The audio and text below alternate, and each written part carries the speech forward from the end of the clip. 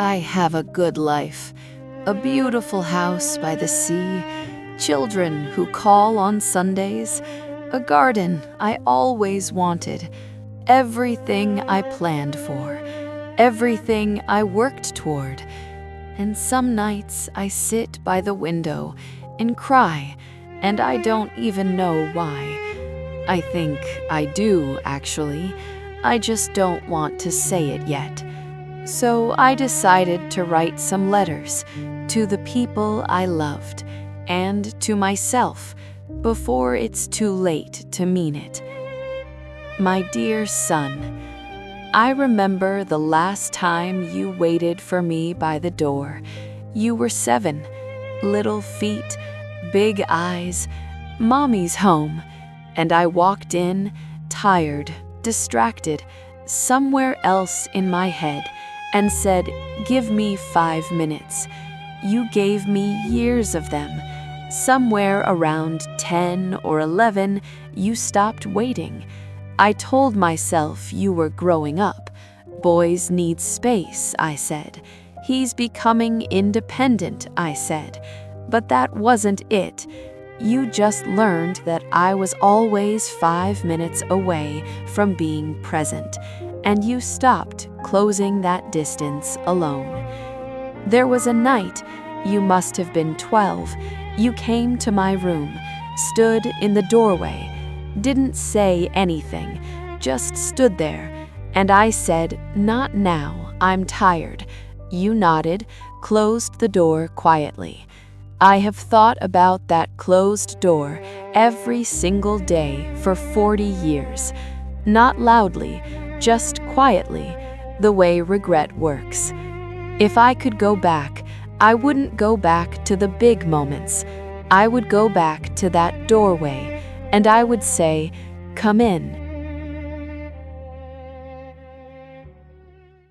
Dear my daughter, my sweet girl, you had a part in the school play, a small part, 3 lines, but you practiced them for weeks.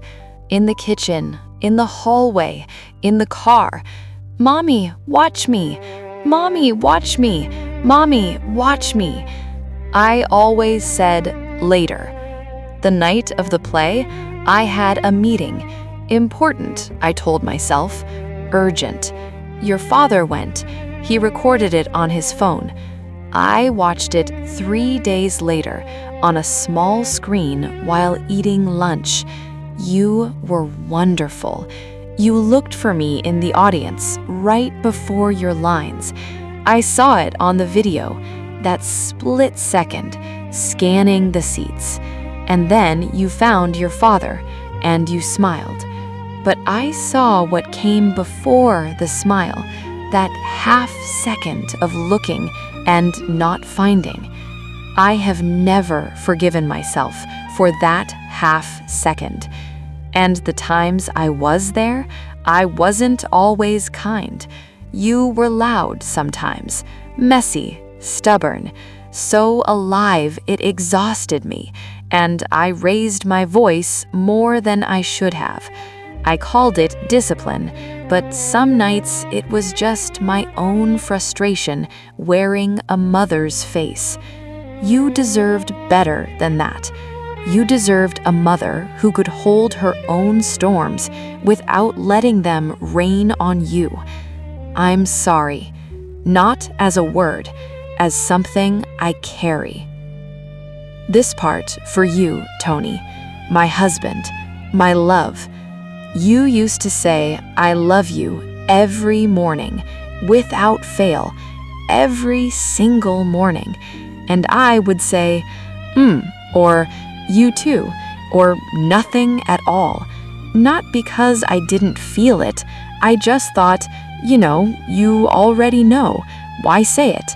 But somewhere along the way, you stopped saying it first, and I noticed, but I didn't say anything. I told myself it was just how long marriages work. The words become silent, the love becomes assumed. But it wasn't that. You stopped saying it because I never said it back like I meant it. And one evening, I was washing dishes, and you came up behind me and just stood there, not touching, just close, and I kept washing the dishes. I don't know what you needed that night, but I know I didn't turn around. If I could go back to any moment in my life, it would not be a holiday, not a birthday, not a milestone. It would be that kitchen, that evening, those dishes, and I would turn around. My mother. I would like that you could hear the words below. The last time we spoke, you called me on a Tuesday. I was busy. I cut it short. I'll call you back this weekend, Mom. You said okay. The way you always said okay. Quietly, without complaint, like you were used to being the one who waited. I didn't call that weekend. Something came up. Something always came up. You passed away on a Thursday, and I have spent years trying to remember what you said in that last phone call. I can't. I was too busy to listen. I would give everything, everything, to hear your voice say okay one more time, just so I could say, I'm not busy, Mom. Tell me everything. These parts for you, Anna, my best friend in this life. You were there when I got married, crying before I was, fixing my dress, telling me I was beautiful when I didn't feel it. You were there when I lost the baby nobody else knew about. You didn't say anything. You just sat with me on the bathroom floor for 2 hours. That's the kind of person you were. And then life happened. Children, moves, busy seasons that never really ended. The calls got shorter, the visits got rarer. And then, one day, no fight, no falling out, you were just gone.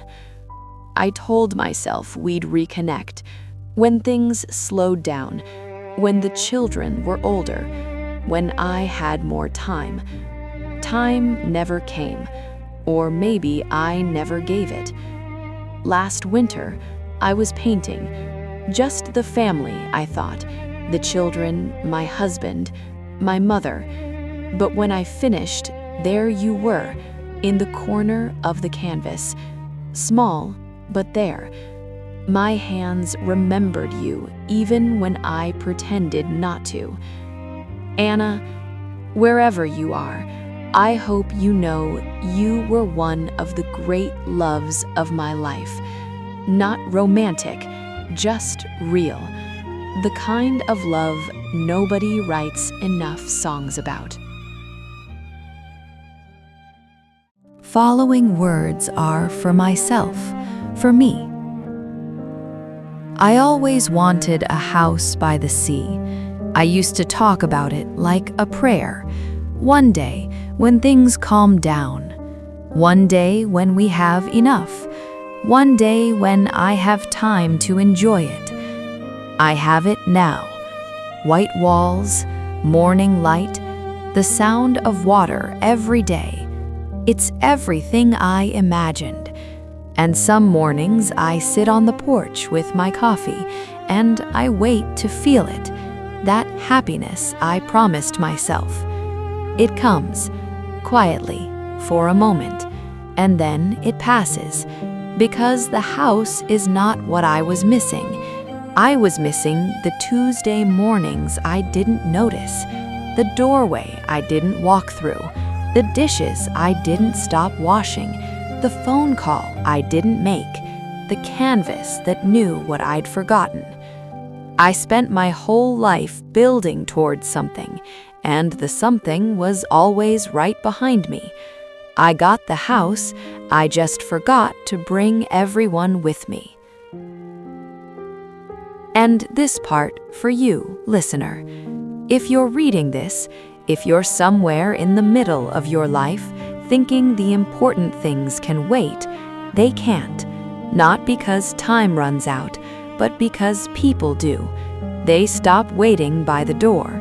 They stop looking for you in the audience. They say, "I love you" first. They say okay for the last time. They drift away without a goodbye, and you build the house alone. The life is not ahead of you. It's happening right now. In the noise, in the mess, in the ordinary Tuesday you're trying to get through. That's it. That's all of it.